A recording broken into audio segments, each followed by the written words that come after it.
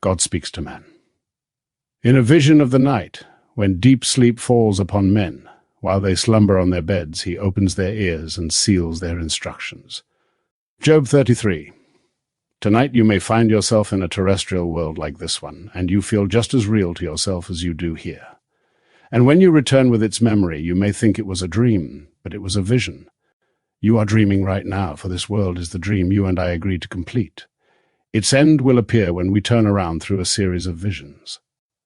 The Old Testament outlines the dream, interspersed with vision, while the New Testament tells of the awakening. The Trinity, which the churches refer to as God the Father, God the Son, and God the Holy Spirit, can be taken in a simple way as Mighty Father, the preceding Son, and the returning Holy Spirit, for they are all one. The dreamer in you is God. Tonight as you dream, ask yourself where you are. Many times while lying on my bed, I have left this body I know so well to enter a world just as real as this. Remembering where my body was when I started my journey, when I desired to return, I had to feel myself in the body, now cataleptic, on the bed. I could not move it or open its eyes. The body felt dead, yet I was very much alive. Gradually I was able to move a finger, then the toes. But only as I opened my eyes and saw the familiar objects on the wall and dresser did I know I was back. But was I really? Am I not dreaming this world just as much as I was dreaming that one? If so, then where am I right now? Man cannot remember where he laid himself down to dream this dream of life. If he could, he would return through the secret of feeling. Finding myself in a world like this, I remembered where I left my body and felt myself back into it. I returned with a memory of people who were there.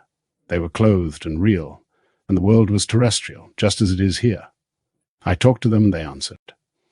Now, if that was a vision, then this one is also, for one world does not differ from the other. So God has two ways of speaking to man, but man does not perceive it.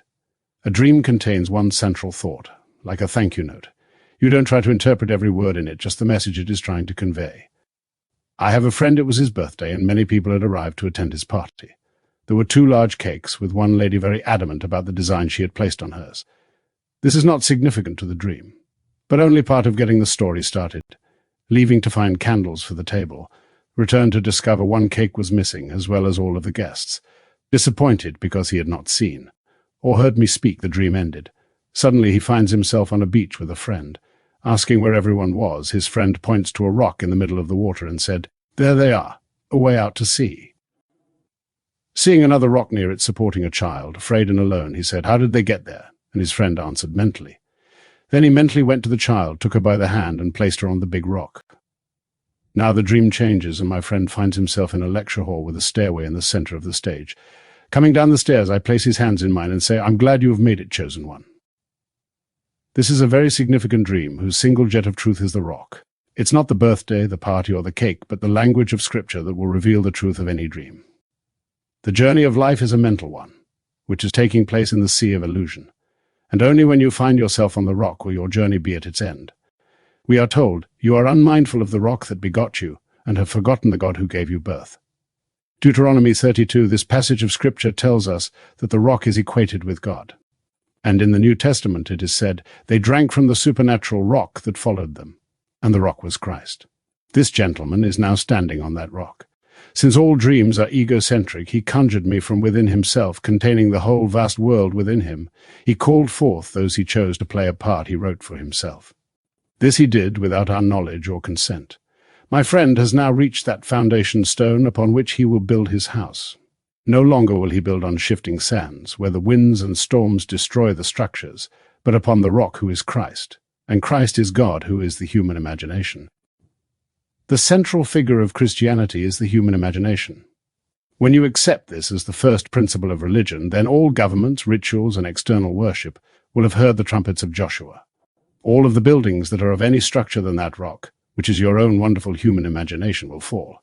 This gentleman had a wonderful experience. He is on the rock, but he may move from it. He may turn his back and forget that the cause of all of the phenomena of his life is the human imagination.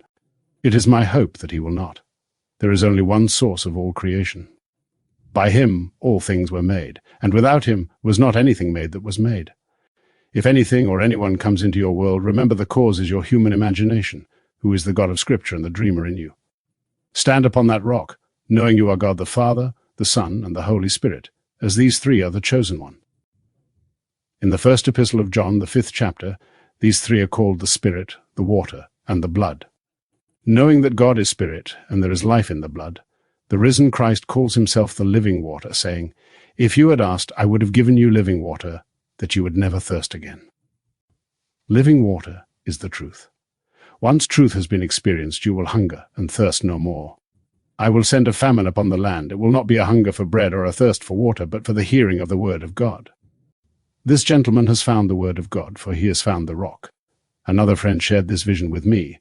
I call this a vision rather than a dream, for it was her own back door. Although it was early in the day, my friend became so sleepy she lay down on the couch and closed her eyes. Suddenly she heard a knock at the back door. Upon opening it, she found a pleasant-looking young man there, obviously hungry. She invited him in, and as she was preparing his food, she realized it was 5:30 p.m. and her husband would be home shortly. Wondering how she was going to explain the stranger's presence, her little daughter woke her to discover that it was only 11 a.m. in the morning. Lying there, she remembered she had not fed the man, so she did so in her imagination. That's what I mean when I tell you to carry imagination to the extreme point and feed the world. Although my friend did not feed the man in her vision, she did so in her imagination, knowing she was feeding Christ. She knows that when she does this to the least of one of these, she is doing it to Christ.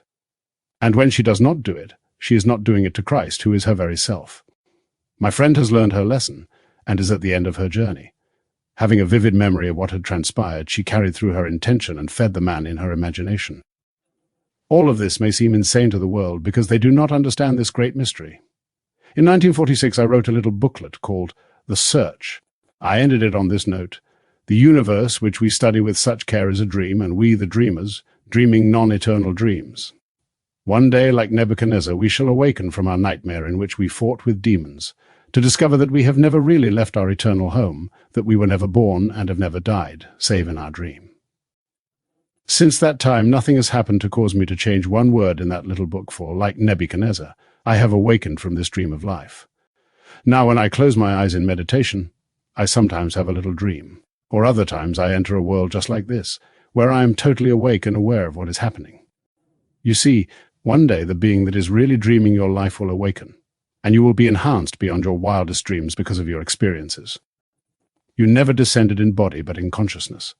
Descending in your dream, you entered this world called eternal death to see things appear, wax, wane, and vanish. They appear to die, yet you are dreaming their death. One day you will discover that you have never gone anywhere, save in your dream. This past weekend I was visiting with a doctor, who told me that he was fascinated with anthropology, and if he ever came back again he was going to be an anthropologist. He said, "Neville, in spite of what you say, we go back millions and millions of years." And I asked, "Are you proud of the fact that your ancestor was an ape? If all ends run true to origin, and your ancestor was an ape, no matter how wise you are still only a wise ape." Well, my origin is God. I assumed this limitation for a purpose, and when that purpose is revealed, my end is God. I cannot see any relationship between the physical body and the ape, as there are still apes with us. Did it ever occur to you that change does not need to be gradual, but can be a combination and a sudden mutation? Think about it. God is a dreamer. He could take a root or a branch, and by forcing mutation among members of a certain colony of apes, when they multiply, the new feature is transferred and man suddenly appears. Man thinks in terms of millions and millions of years, yet one generation could be more instantaneous than the nth part of a second, if you are going to measure life in terms of time. I'm not saying this is true. I am only giving you something to think about. If you do, you will change your mind about having an ape for an ancestor. As God, you started your dream by coming down in consciousness to the level called man. You died in order for humanity to be made a living soul. Now, bound by what you took upon yourself, you are dreaming a predetermined, horrible dream, yet the results of these experiences will transcend your wildest dreams. The story of Jesus Christ is your story, which you will fulfill in vision in a three-dimensional world. Now, I use the word mutation for a purpose. We are told that at the end, in the twinkle of an eye, our lowly bodies will be changed to be one form with his glorious body. This does not take time. The moment you are embraced by the risen Lord, your lowly body is transformed to be one form with his glorious body of light, of love, and wisdom. These bodies of flesh and blood cannot inherit the kingdom of God. You need an entirely different body to function in that age. That body is a mutation, as it comes suddenly. When I stood in the presence of the risen Christ, I was asked to define the greatest thing in the world. I answered with the words of Paul, faith, hope, and love, these three, but the greatest of these is love. Then infinite love embraced me. We fused, and I became one with the risen Lord. There is no creative power comparable to love. I know, for I am one with that body, and when this aspect of myself is called dead, I will wear that body, for my dream is over. Then you can say of me what Shelley said of one who had departed, "He has awakened from the dream of life." 'Tis we who, lost in stormy vision, fight with phantoms and unprofitable strife. Everyone will awaken from this dream to know he is love. For there is nothing but God, and God is love. The most horrible being is God, as the most glorious. In the end, when the curtain comes down, we will collectively form the one man, the one spirit, the one body. Then we will understand why we conceived the dream and played it, as we will have expanded into a further existence as a result of this experience of coming down into the world of eternal death. I know that when I have entered other sections of time in vision, the experience was real, just as this is now. The world may say my experience was just a dream, but if this is reality, and that just as real as this, then this is a dream. The difference is that when I was there, I remembered where my body was and was able to return to it. Could you remember the being you were before you started this dream of life and use the same technique? You would feel yourself there and vanish from sight to awaken in that body. For myself, I have worn that wakened body since 1929, when I was embraced by the risen Lord. At that time we became the one body, one spirit, one Lord, one God and Father of all, who is above all, through all, and in all. I've heard him say, "I laid myself down within you to sleep, and as I slept I dreamed a dream." I dreamed, and I knew exactly what he was saying. I am dreaming, I am Neville. One day you will know that the visions of the day are no more real than those of the night, for you will know. You are their reality. You will realize that you cannot encounter strangers, regardless of whether they be harmful or helpful, as they came out of you to play the part you had already played from within. The world and all of its conflicts appear to show us that imagination can and does run amok. Imagination is the only foundation. It is the rock upon which one builds his house. No matter what happens, blame no one, but remain on that rock, for Christ, your own wonderful human imagination, is he, and the only cause of the phenomena of life. Accept this truth, and you will have a firm foundation upon which to build. As you dwell upon this power vested in you, you will discover it will help you far beyond your wildest dreams. That you do not need the help of anyone. All you need do is assume you have what you want. Then dare to walk in that assumption, and if it takes 1,000 people to aid its birth, they will appear and play their parts, not knowing why or what they do. They will do it without their permission or consent, just as I did in my friend's dream. Man prays to an outside Jesus and believes in an outside God because he has forgotten the God who gave him birth.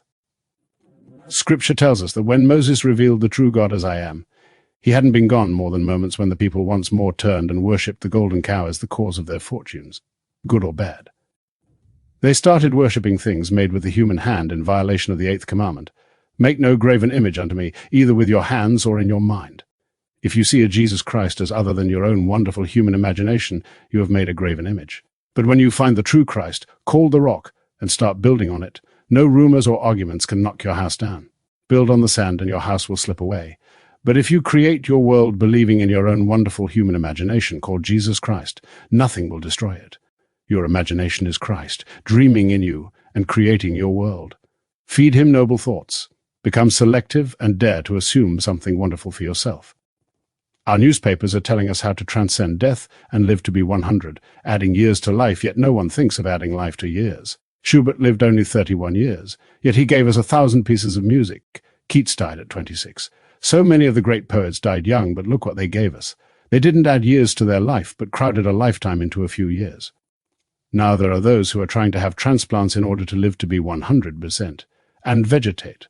Well, that's not what we are here for. We're here to fulfill Scripture, and no matter what appears on the outside, I promise you, you will not die. You cannot go to eternal death in that which cannot die. You are the God of the living, not the dead, dreaming of death, of birth, health and illness, poverty and wealth. You have never left your eternal home. Your descent was in consciousness, and it is in consciousness that you will ascend. Now let us go into the silence.